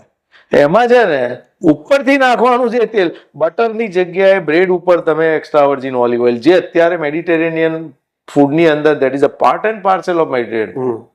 અને તમે જે ઢોકળા પાતરા આમાં આપણા રેગ્યુલર તેલનો મોં ના રાખો, કે પાપડીનો લોટ બનાવીને ખાવો છે એમાં રેગ્યુલર તેલ એમાં નાખો ઓલિવ ઓઇલ. અચ્છા. એટલે ટેસ્ટ ડેવલપ કરો. યસ. અને સર આની સાથે બીજો એક સવાલ હતો કે વિટામિનની કમી, ઉણપ. તો કઈ ઉંમરે વિટામિનની ગોળીઓ લેવી જોઈએ, ના લેવી જોઈએ, એ નુકસાનકારક છે? તો એ એક બહુ મોટો પ્રશ્ન છે કે 30 વર્ષે લેવી જોઈએ, 40 વર્ષે લેવી જોઈએ. અત્યારે લોકો કે તમારે તો લેવી જ જોઈએ. તો એ શું આખું ચક્ર છે? વિટામિન છે ને એમાં ગ્રોસલી તમે ડિવાઈડ કરો ને તો 2 જાતના વિટામિન્સ હોય, વોટર સોલ્યુબલ અને ફેટ સોલ્યુબલ. વોટર સોલ્યુબલ વિટામિનનું આપણે બહુ ડિટેલમાં નહીં જઈએ, પણ એટલું કહું કે તમે મુઠ્ઠો ભરીને બી ખાઓ ને કોઈ બી ફોર્મમાં, એ યુરિનમાં જ નીકળી જાય વધારાનું. શરીરને જેટલું હોય એટલું રહે, એટલે બીજું નીકળી જાય. ઓકે.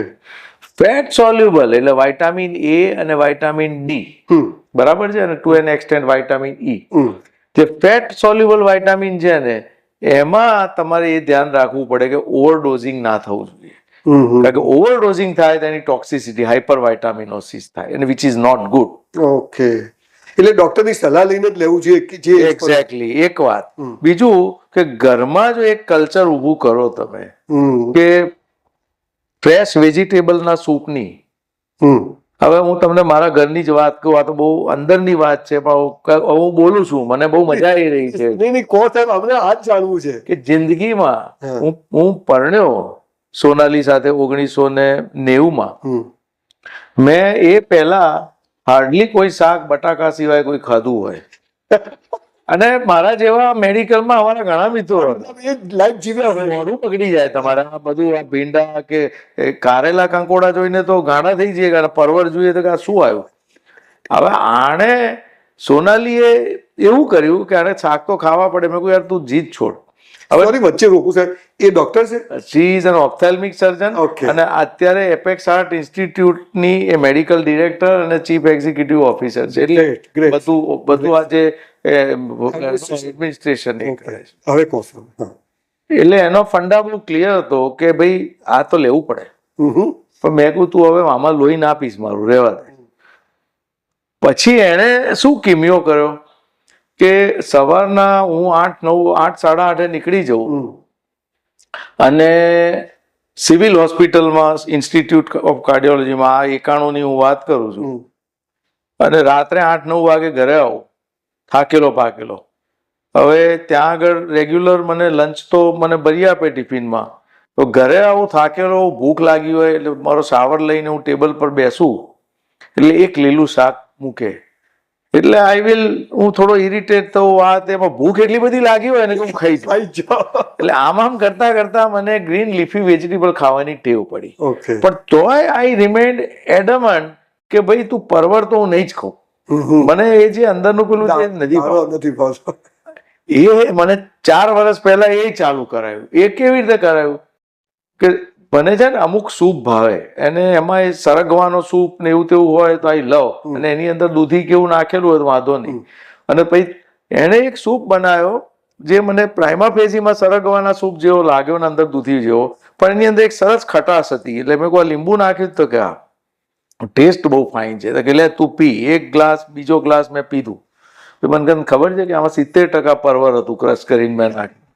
એટલે આ હાઉસ લેડીઝને મારી વિનંતી છે કે મારા ઉપર જે અખતરો કર્યો એ સક્સેસફુલ ગયો છે, અને આ જો બધું થશે ને તો વિટામિનની ડેફિશિયન્સીનું પ્રમાણ ઘટી જશે સિસ્ટમમાંથી. એટલે એ જે ટેબ્લેટ ફોર્મમાં લેવું પડે છે અને સ્પ્રાઉટ્સ વધારે લો એટલે તમારે વિટામિન B12 ની જે ઉણપ છે ને એના કારણે ઓવરઓલ વીકનેસ ને બધું. હવે વિટામિન ડી નું જે ઉણપ છે ને એનો એક બહુ ટિપિકલ પ્રોબ્લેમ છે કે સૂર્યપ્રકાશ જે સવારનો જે પડતો હોય ચોખ્ખો, અને એ જે સ્કિન પર પડે એમાં એનું ફોર્મેશન થાય. અને આપણે બધા અત્યારે સૂર્યપ્રકાશ લેવા ટેવાયેલા નથી. બિલકુલ લેતા, તડકો જોઈએ જ જોઈએ. એટલે એ લેવલ જો ઓછું હોય ને તો એ તમારા ફિઝિશિયનને પૂછીને વીકલી ડોઝ અને પછી મંથલી ડોઝ લેવાનો જે હોય, એક વખત લેવાનો સેચે કે ટેબ્લેટ ફોર્મમાં એ લેવું જોઈએ. એ લેવલ મેન્ટેન કરવું એટલે જ જરૂરી છે કે ઇવન એ બહુ હેલ્પફુલ છે. અને ઘણી બધી ડ્રગ બી એના કારણે અમુક સારી એક્ટિવેટ થાય છે. સ્ટેટિન ને બધા સાથે બી એનું ઘણું મહત્વ છે લેવા સાથે. ઓકે, હવે સર થોડો પર્સનલ ક્વેશ્ચન છે, મારે પૂછવો જોઈએ કે નહીં, કન્ફ્યુઝ ઉપર પૂછી લઉં છું. મને બે ચીજ અથવા તો અમારા હું જેટલા લોકોને મળું એમને આ બે પ્રશ્નો પૂછ્યું કે એક તમારા જીવનનો સૌથી યાદગાર દિવસ, યાદગાર મોમેન્ટ, અથવા તમને એમ થાય કે મેમોરેબલ ડે, અથવા તમને એમ થાય કે આ એક જોરદાર દિવસ હતો, અને એક વર્સ્ટ ટાઈમ કે ભગવાન કોઈ દુશ્મનને આવા ટાઈમમાંથી ન બતાવ્યો જીવનમાં કદાચ કોઈ આવ્યો હોય તો. જરૂર નથી કે તમે મને આ જવાબ આપો, પણ મને ઈચ્છા છે કે તમે આ બંનેના જવાબ સાથે આપો. જવાબ હું ચોક્કસ આપીશ. પ્લીઝ. હવે the best day and the worst day, yeah absolutely. I am waiting for those days, first of all. I have not seen the best day in my life. I have neither seen the worst day of my life.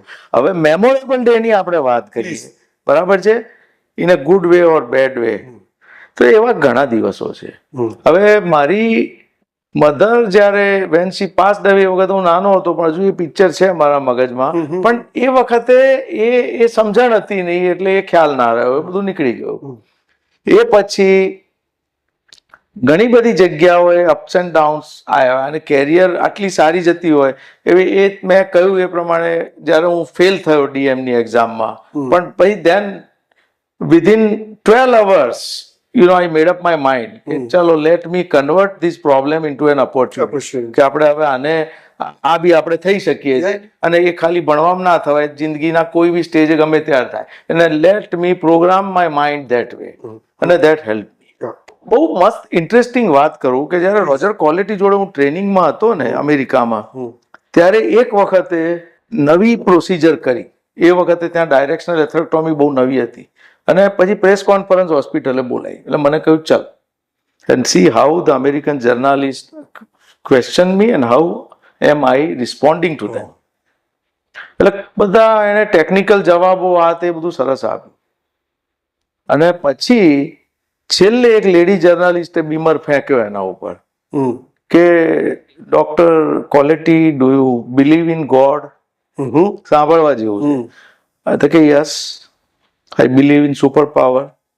And the next question, કે do you ask anything from God for your patients?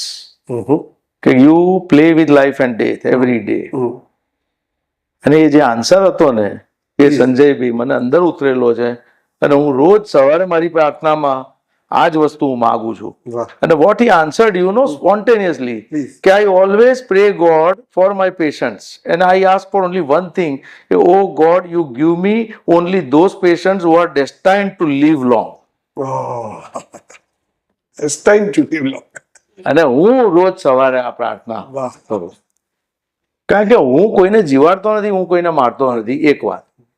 બીજું હું તમને કહું કે ખરેખર super પાવરમાં મારું conviction એટલું બધું વધ્યું કેવી રીતે? એક ઇન્ટરવેન્શનલ કાર્ડિયોલોજીમાં હું આવ્યો ને ત્યારે સાવ સહેલો દેખાતો કેસ એકદમ અવળો પડે, આવું થવું જ ના જોઈએ, અને પછી માથું ખંજવાળ્યા કરું, અને બિલકુલ હોપલેસ કેસ હોય નીકળી જાય. આનું શું એક્સપ્લેનેશન છે? એટલે પછી થાય કે somebody is driving my brain as well as my hands to make the things. અને ત્યાં તમારી કંઈક લિમિટ તો છે જ કે એનાથી બહાર નથી જઈ શકે. બિલકુલ ક્યાં વાત હે, આ બહુ જ મોટી વાત કરી સાહેબ. બિલકુલ ઓર્ડિનરી કેસ કે હમણાં આમ તરી નીકળી ગયો અને આર્ટરી ફાટી સાથે ગયા. મેં કહું આ શું થયું એમ. અને એવો કેસ કે જેમાં આપણે 90% મોર્ટાલિટી સાથે ટેબલ પર લીધું હોય કે કોઈ કાળે જીવે એવું નથી, પણ સગાઓ કે ના સાહેબ ટ્રાય કરો 10% ચાન્સ, અને નીકળી ગયો. આનું એક્સપ્લેનેશન મને તો સમજણ નથી પડી એ સુપર કે એમાં મેં કશું કર્યું છે જ. Yes A patient he or she was destined to live long, that's why they survived and those guys died. એમનો ટાઈમ પૂરો થઈ ગયો. આના સિવાય શું એક્સપ્લેનેશન? તમે કોઈ કહે કે હું મોટો ડોક્ટર ને આઈ પ્લે ગોડ, ખોટી વાત છે કે હું મોટો માણસ, એવું હતું જ નથી. બિલકુલ ક્યાં વાત છે. અને બીજું મેં મારી કેરિયરમાં જોયું કે જેવો હાઈ પીરિયડ આવે ને કે જયારે બધું સરખું જતું હોય ને, 15 દાડા મહિનો પછીનું અઠવાડિયું 2 અઠવાડિયા હું બહુ ટેન્શનમાં આવું કે હવે હમણાં એક થપ્પડ પડશે ને હું જમીન પર આવી. એટલે હું કાયમ નીચે જ રહેવા ટ્રાય કરું. અને એ રૂલ ઓફ એવરેજ પ્રમાણે દિવસ આવે જ છે પાછો. હું તમને વાત કરું એટલે ખરાબ દિવસ, જે ખરાબ પેચ ચાલતો હોય ને એ ખરાબ પેચમાં યાર પછે ક્યારે એ પતે છે. એટલે સારો કે ખરાબ સમય જતો રહે છે. એટલે આમાં છે ને એ જે કૃષ્ણ ભગવાનનો બોધ છે ને અર્જુનનો, એ હું યાદ રાખું છું કે ભાઈ હું નિમિત્ત માત્ર છું, હું કશું કરતો નથી અને કરી શકું એમ બી નથી. અચ્છા, જ્યારે હું કામ કરું અને પેશન્ટને ટેબલ પર લઉં, આટલી બધી આશાઓ બહાર લોકોને બેઠા હોય ને, બીજું હું તમને કહી દઉં કે સફળતા અને લોકપ્રિયતા એ બી એક મોટો અભિશાપ છે. પોપ્યુલારિટી અને સક્સેસ દે આર કર્સ. કારણ કે લોકોના એક્સપેક્ટેશન એટલા વધી જાય છે એ આપણા હાથમાં નથી હાથમાં. એટલે મને આ સવાલ પહેલા પણ પૂછવામાં આવેલો છે કે તમે આ કર્મ કરો અને ફળની આશા ના રાખો, એ સિદ્ધાંત વિશે તમારું શું માનવું છે? ત્યારે મારો જવાબ એવો છે કે હું કર્મ કરું છું. અને આ છે ને અત્યારે કલયુગ ચાલી રહ્યો છે. એક કૃષ્ણ ભગવાને દ્વાપર યુગની અંદર અર્જુનને સલાહ આપી કે ભાઈ કર્મ કર, ફળની આશા ના રાખ. કર્મ કરું છું, આ કલયુગમાં ફળની આશા ના રાખું તો કોઈ થપ્પડ મારીને ફળ હાથમાં આવેલું લઈ જાય. એટલે ફળની આશા રાખું છું, ફળની હું જીદ નથી કરતો. ક્યાં વાત છે. એટલે આટલો ફરક કરે કે આશા તો રાખું છું, આશા રાખવાની જ, પણ જીદ નહીં કરો. અને જીદ કેમ? આશા રાખવાની એટલા માટે કે તમે ચોકન ના રહો કે કોઈ તમારું કામ બગાડી ના જાય. અને પેલું એટલા માટે કે એ મારા હાથમાં નથી, હું જાણું છું. ક્યાં વાત. સર, સૌથી મહત્વનો પ્રશ્ન કે લોકો એમ કહે છે કે કસરત બહુ કરવાથી નુકસાન થાય છે, કસરત કરવી જોઈએ. તો હૃદયને ને કસરતને શું કનેક્શન છે અને કસરત કેટલી કરવી જોઈએ, શું કરવી જોઈએ, એના વિશે પ્લીઝ થોડીક વાત કરો sir. You are spot on. આ સવાલ ખરેખર બહુ રિલેવન્ટ છે. કારણ કે અત્યારના જમાનામાં યંગ જનરેશનને બધાને સલમાન ખાન બનવું હોય છે, મસલ બનાવવા હોય છે, અને ધારો કે કરે રાખે તોય બધું ઊંધું ગાલીને મન ફાવે, સાયકલ 50 કિલોમીટર ચલાવી દે. હવે કેટલી કસરત કરવી જોઈએ એ છે ને, પહેલા તો ફિઝિકલ કન્ડિશન કેવી છે એનું એસેસમેન્ટ. ઉંમર લાયક વ્યક્તિએ તો એના ડોક્ટર પાસથી પહેલા એસેસમેન્ટ કરાવી લેવું કે આટલું ચાલજે ને આટલું. યંગ જનરેશન છે અને જે ફિટ છે, who are aspiring to keep good health and good physique, એ લોકો માટે. એટલે બધાને શું હોય છે કે this is a sort of a steep dose response relation, કે તમે કસરત વધારે કરો અને તમે વધુ ને વધુ હેલ્ધી થતા જાઓ. પણ કસરત વધારે કરો, તમારો હાર્ટ અને બેસલ્સ મજબૂત થતી જાય, એ ક્યાં સુધી? એ પછી પ્લેટું આવે છે કે નહીં, એ પછી ડાઉનફોલ આવે છે કે નહીં, એનો એક હાર્વર્ડનો બહુ ઇમ્પોર્ટન્ટ સ્ટડી છે, અને જે અત્યારે આખી દુનિયામાં કોટ થાય છે કે 450 મિનિટ સુધી એવરેજ કસરત જો અઠવાડિયાની થાય ને, ત્યાં સુધી એ ગ્રાફ ઉપર જ જાય છે. એક તમારી કેપેસિટી પ્રમાણે, તમારી ટ્રેનિંગ પ્રમાણે mix of cardio and resistance training, હવે ઇટ્સ ને બધું મિક્સ, એ પછી પ્લેટું ચાલે છે. અને એ પ્લેટું લગભગ 750 કે 800 મિનિટ પછી નુકસાન ચાલુ થાય છે. તમને હું કહું, એથ્લીટ હાર્ટ સિન્ડ્રોમ, કે ભાઈ આ મેરેથોન રનર દબી ગયો, કેવી રીતે ગયો? કે આ મોટો પ્લેયર જે ફૂટબોલર આટલી જીમ કરે ઉડી ગયો, કેવી રીતે ગયો? કેટલા ગયા? એ એથ્લીટ હાર્ટ સિન્ડ્રોમ એવું છે કે ઘણી વખત હાર્ટના મસલની હાઇપરટ્રોફી ખૂબ થાય અને પછી ગમે તેવી રિધમ ફેંકે મરી જાય. એટલે આ બધું, અને ધારો કે એથ્લીટ હાર્ટ સિન્ડ્રોમ ડાયગ્નોઝ થયો કોઈ એથ્લીટે, તો એને કંઈ નાસીપાસ થવાની જરૂર નથી. It is a reversible condition. Within 6 weeks of detraining things come to the baseline, અને એ પછી મોડરેટ લેવલ સુધી જઈ શકાય. આ આપણને ખબર પડે. અને ઘણા લોકોને એવું હોય છે કે આપણે વજનિયા જ ઊંચકો, ખાલી મસલ બનાવો, અને ઘણા લોકોને એવું હોય છે કે આપણે ખાલી દોડ્યા જ કરો. તો એ બે માંથી એકે વસ્તુ બરાબર નથી. It has to be a mix. Okay. Muscle નું શું મહત્વ છે?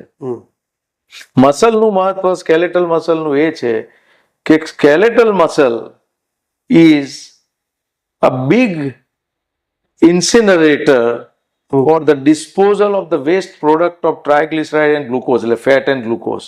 એ એક ઇન્સિનરેટર ડિસ્ટ્રક્શન મશીન નું કામ કરે છે, નક્કામાં બોડીના ફેટ અને ગ્લુકોઝને ડિસ્ટ્રોય કરવા. એટલે bigger the muscle mass better is the destruction. જેટલો મસલ સારો હોય એટલું ડિસ્ટ્રક્શન વધારે. હવે પોઈન્ટ મેં તમને કહ્યો કે છોકરાઓ વેઇટ ટ્રેનિંગ સિન્સિયરલી કરે છે, પણ મોટા ભાગના લોકો પગના મસલની ટ્રેનિંગ માટે ચોર હોય છે. તમે જોજો બધાને સલમાન પેક્ટોરલ બધા નાના મસલ છે. જેટલો મસલ મોટો હોય એને તમે વધુ મોટો કરો તો આની અંદરના માઇટોકોન્ડ્રિયા વધે અને તમારું રેસ્ટિંગ કેલરી બર્નિંગ વધે. એટલે પગના મસલનું ખૂબ મહત્વ છે. ક્વોડ્રીસેપ્સ, હેમસ્ટ્રિંગ અને ગેસ્ટ્રોનેમસ સોલિયસ વેરી ઇમ્પોર્ટન્ટ મસલ્સ.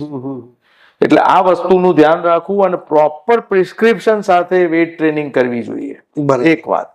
અને કાર્ડિયોના લીધે તમારા હાર્ટની કેપેસિટી સારી રહે અને હાર્ટ કેન વિથસ્ટેન્ડ અને બીજું એના કારણે બોડી વેસલ્સ.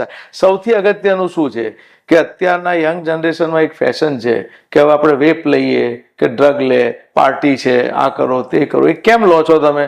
કે બહુ મજા આવે છે કે એમાં વેપની અંદર અમે કે આ લીધું કે અફીણ કે ગાંજો કે જે લીધું એ બરાબર છે. અરે ભાઈ, તમે જે આ કાર્ડિયો કરો છો અને વેઇટ ટ્રેનિંગ કરો છો એમાં જે એન્ડોર્ફિન્સ બોડીમાં સિક્રિટ થાય છે, દે આર નેચરલ ઓપિયોઇડ્સ. તમારું બોડી જ આ વસ્તુ બનાવે છે ને એ બેનિફિશિયલ ઓપિયોઇડ છે. પેલા બહારથી લો છો એ તમને નુકસાન કરે. કારણ કે ફર્સ્ટ ક્લાસ કસરત 1-1.5 કલાક કરી હોય કોઈ બી વ્યક્તિએ અને એ પછી તમે બેસો 15 મિનિટ, તો ઇટ ઇઝ કશું ના કરો, ખાલી બેસીને ચા કે કોફી પીવો કે તમારું થોડું બ્રેકફાસ્ટ લો ને, તો it is a very calm and tranquil state of your mind. બોલો કેમ? કારણ કે એન્ડોર્ફિન લેવલ્સ તમારા પ્રોપર હોય અને all through out the day you feel quite energetic. તમને ફૂલ એનર્જી લાગે બોડીમાં. યોગાની વાત થઈ એટલે ઘણા લોકોને એવું છે કે આપણે આસન કરો, બરાબર છે, આસન સારી જ વસ્તુ છે. આસનમાં કેલરી બર્નિંગ બહુ ના થાય, બોડીની ફ્લેક્સિબિલિટી વધે, બહુ સારું છે. પણ એ બધા બહિરંગ યોગા છે. યમ, નિયમ, આસન, પ્રાણાયામ, પ્રત્યાહાર વચ્ચેની સ્ટેજ છે, ડિસ્કનેક્શન, અને પછી ધારણા, ધ્યાન ને સમાધિ. બરાબર છે. હવે પતંજલિ ભીષ્મ પિતામહ કહેવાય યોગાનો, બરાબર છે. એના જે 194 સૂત્રો છે પતંજલિ યોગ સૂત્રમાં, એમાં કોઈ જગ્યાએ એક બી આસનનું ડિસ્ક્રિપ્શન નથી. બરાબર છે. અને પ્રાણાયામ વિશે બહુ બેઝિક વાત કરેલી છે. It is all about body mind. એટલે કોક રીતે વ્યક્તિએ કોક ફોર્મમાં ધારણા અને ધ્યાનની પ્રેક્ટિસ કરવી જોઈએ to control the bad hormones. આ વસ્તુ હું સમજ્યો અને છેલ્લા થોડા વર્ષથી હું કરું છું અને હવે તો એટલી બધી હું આઈ એમ ગેટિંગ એડિક્ટેડ. સવારના હું 4:30 થી 6 કોન્સ્ટન્ટ કરું છું રોજ. યોગથી આ બધું જે આપણું વધી જાય છે હાઇપર લેવલ ને આ બધું, એ બધું કંટ્રોલ થઈ શકે. એ અને આસનોમાં બી સ્ટ્રેચ આ તે બધું કરવું એ ફાયદાકારક જ છે, નો ડાઉટ. અને દરેક આસનની પોતાની એ મિકેનિઝમ હોય છે અને સાયન્ટિફિક એક્સપ્લેનેશન છે. એ ખોટી વસ્તુ છે જ નહીં. બરાબર. અને કોક કયું આસન કરું ને આ કરું, મારી પાસે ટાઈમ નથી. યંગ જનરેશને જો આસનમાં પડવું હોય ને તો મને એવું લાગે છે સમય ઓછો છે, આ છે તે છે. સૂર્ય નમસ્કારની પ્રેક્ટિસ કરો. સૂર્ય નમસ્કારમાં ફોરવર્ડ બેન્ડિંગ, બેકવર્ડ બેન્ડિંગ તમે ધીમે કરો તો રેઝિસ્ટન્સ ટ્રેનિંગ થાય છે. એક જગ્યાએ ઉભા રહીને તમે ઝડપથી કરો તો કાર્ડિયો થાય છે, ફ્લેક્સિબિલિટી, ફોરવર્ડ બેન્ડ, એ બધું પતી જાય એ પછી તમે અર્ધમન સિદ્ધાસન કે વક્રાસન, લેટરલ ટ્વિસ્ટિંગ કરો, then you are done with all the asanas. એટલે બહુ જીમમાં જઈને મથવા પૈસા ના હોય, મિડલ ક્લાસ ના હોય તો આવી રીતે ઘરે પણ કરી. તમે મારા ઘરે આવજો, મારું જીમ બતાડીશ. ખુલ્લા ટેરેસમાં છે અને કોઈ મશીન નથી, બધું ડમ્બેલ્સ ને બારબેલ્સ પર છે અને પુલઅપ્સ અને ડબલ બાર. That's all. પેલા બધા મશીનોની જમાલમાં નહીં નથી. વાહ. એક છેલ્લો પ્રશ્ન પૂછી લઉં, સરસ જે મનમાં છે. એવા બધા મોટિવેશન સ્પીકરો આવે છે કે તુમ કર સકતે હો, તું ધારે તે કરી શકે, પણ કોઈનાથી થતું નથી. એક આ સવાલ છે. બીજું, આ કરવા પાછળની દોડમાં માણસ સ્ટ્રેસમાં, ટેન્શનમાં આવે છે અને ગાળો થઈ જાય છે. 90% લોકો ડિપ્રેશનમાં આવી જાય છે, હતાશામાં આવી જાય. તે હૃદયના ડોક્ટર તરીકે હૃદય પર લોડ ના પડે એ માટે શું ધ્યાન રાખવું, અને માણસના હાથમાં કંઈ છે કે નથી, આ વાતનો એક સરળ જવાબ સામાન્ય માણસ સમજી શકે એવી થોડીક વાત પોસાય. પહેલી તો વાત એ કે જે મોટિવેશનલ સ્પીકર અને તમે જે બોલો છો કે તમે ધારો એ કરી શકો છો, આ વાત સાથે હું સંમત એટલા માટે છું. અને લોકો નથી કરી શકતા એવું કહો છો, લોકો નથી કરી શકતા એ લોકોનો વાંક છે, હું એવું ચોક્કસપણે માનું છું. બિલકુલ. હવે તમારે પાછળ તો પડેલા રહેવું પડે. લાગેલા તો એકલું તમે ડ્રીમ જુઓ અને ડ્રીમને રિયલાઇઝ કરવા માટે કોઈ તમારો ઇન્ટેન્ટ ના હોય કે કોઈ એટેમ્પ્ટ ના હોય તો dream will never realise. Absolute. બરાબર છે. હવે વાત રહી કે ઘણા કે ભાઈ હું મનથી હારી ગયો કે મનથી થાકી ગયો અને કે મારું મન માનતું નથી અને આ થઈ જ ના શકે. આ વસ્તુ હું જેટલો વધારે આ ઉતર્યો મેડિટેશનમાં ને એનું રીડિંગ અને પુરાણનું ને વેદનું રીડિંગ આ બધામાં કે પતંજલિ યોગ સૂત્રનું, એમાં મને એટલો આ બોડી માઇન્ડ જે થિયરી છે એની હું વાત કરું. Please. It is maybe little difficult to understand, but it is not that difficult too. કે હું જ્યારે મારું બોડી અને મારા માઇન્ડને મારાથી સેપરેટ જોઈ શકું, then I am done for everything. ક્યાં વાત. એનો અર્થ એ થયો કે તમે શું માનો છો, આજે મન તમને નચાવે છે કે તમે મનને કંટ્રોલ કરી શકો છો? આ પ્રશ્નનો જવાબ હું પૂછું ને તો 100 માંથી 99 જગ્યા એમ કહે છે કે મન અમને કંટ્રોલ કરે. અરે ભાઈ, મન અને શરીર એ તમારે કંટ્રોલ કરવાના છે, તમારા સેવક છે બે. This is the theory in Patanjali Yoga Sutra. એટલે if you can control your mind, if you can stabilise your mind, that is એ પછી અર્જુનના હાથમાં બ્રહ્માસ્ત્ર આવ્યું એવી વાત થઈ કે રાઈટ જગ્યાએ રાઈટ ટાઈમે રાઈટ નિશાન પર વાગે. પણ આ વસ્તુ આપણે સમજી શકતા નથી. એટલા માટે હું કહું છું કે થોડું આ ધારણા અને ધ્યાન તરફ વ્યક્તિઓ વળે ને ધીરે ધીરે એ થાય. બીજું, હું કોણ? હું એમ આઈ. તો અગેન અહમ બ્રહ્માસ્મિ. એટલે હું કોઈ છું જ નહીં, હું આત્મા જ છું અલ્ટિમેટલી. આ એક પરિસ્થિતિનું નિર્માણ થાય કે કોઈ ગાળ દે છે તે તો શરીરને અડીને નીકળી જાય, આત્મા સુધી પહોંચતી નથી. કોઈ સારું બોલે છે તો શરીરને સક્સેસ તે શરીરને અડીને નીકળે. એ વસ્તુ અઘરું છે, અતિશય અઘરું છે. અને એવું જરૂરી નથી કે 24 કલાક તમે એ સ્ટેટમાં રહી શકો, પણ ધીરે ધીરે કરીને અમુક સમય બી એ સ્ટેટમાં રહો ને તો મને લાગે છે કલ્યાણ થઈ જાય આપણું. તમને જ્યારે કંઈક ખરાબ થાય તો જોડે સારી વસ્તુ ઊભી જ હોય, તમારો હાથ કોક તો પકડે જ. તમને એ સમજણ પડવી જોઈએ. રાઈટ ટાઈમે રાઈટ હેલ્પ મળે, પછી તમે રડ્યા કરો અને તમે એ બાજુ જુઓ જ નહીં, તેનો કોઈ મતલબ રહેતો નથી.